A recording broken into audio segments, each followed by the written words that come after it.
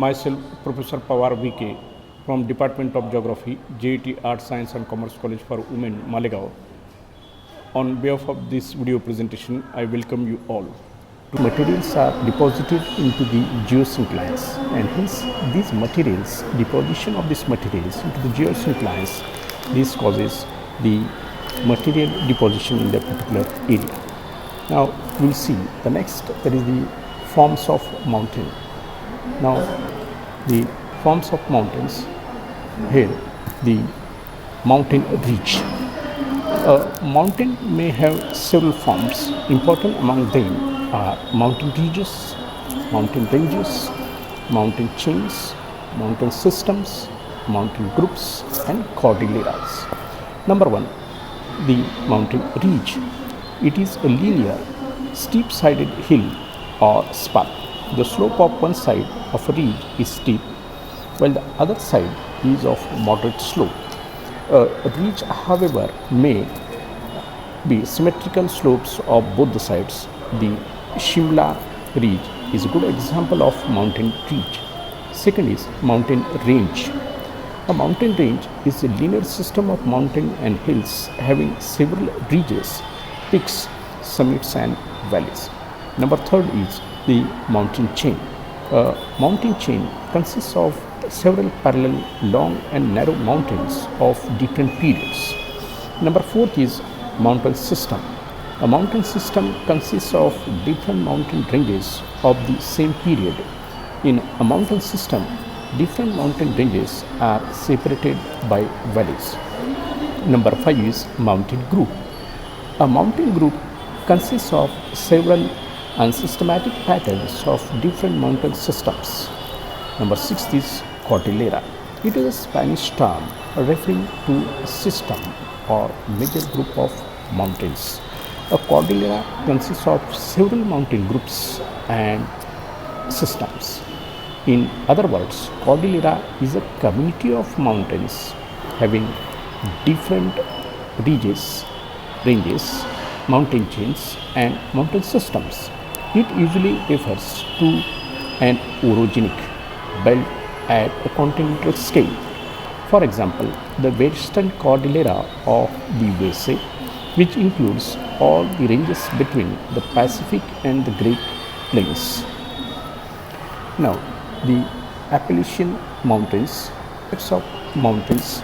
Now, in types of mountains, you see there is a consensus among geologists that no two mountains are the same. They, however, can be classified on the basis of their most dominant characteristics into folded mountains, then volcanic mountains, fault block mountains, upwarp or dome mountains. Now, number one is volcanic mountain. Volcanic mountains are formed from the extrusion of lavas and pyroclastic materials, which, if continued long enough, produces gigantic volcanic piles. The Kilimanjaro in Africa, Cotopaxi in Andes, and Mr. Rene and Mount Rainier, Hood and Shasta of USA, Fujiyama, Japan are some of the examples of volcanic mountains. Second one is fold or folded mountains. Folded mountains comprise the largest and most complex mountain systems. Although folding is a dominant characteristics, faulting and igneous activity are always present in varying degree in folded mountains.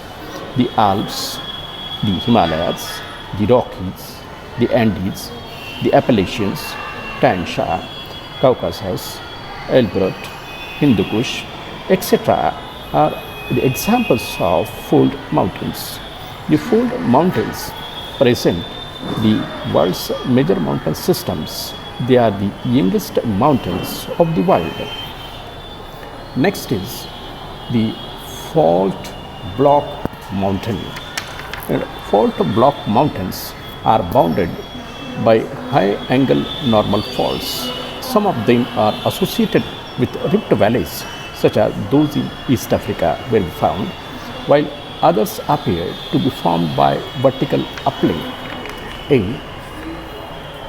notable example of fault block mountain is found in the Basin and Range province of the southwestern USA, the Salt Range of Pakistan, and Sierra Nevada of California, that is in United States of America, are also the typical examples of block fold mountains. Next is upward, or that is domed mountain. Now upward or the dome mountain, upward or dome mountains are formed by magmatic intrusions and upwarping of the crustal surface. The lava domes, batholithic domes, laccolithic domes, salt domes, etc. are the examples of dome mountains. The Black Hills of South Dakota and the Adirondack Mountains of New York may be cited as the examples of upward domes or mountains.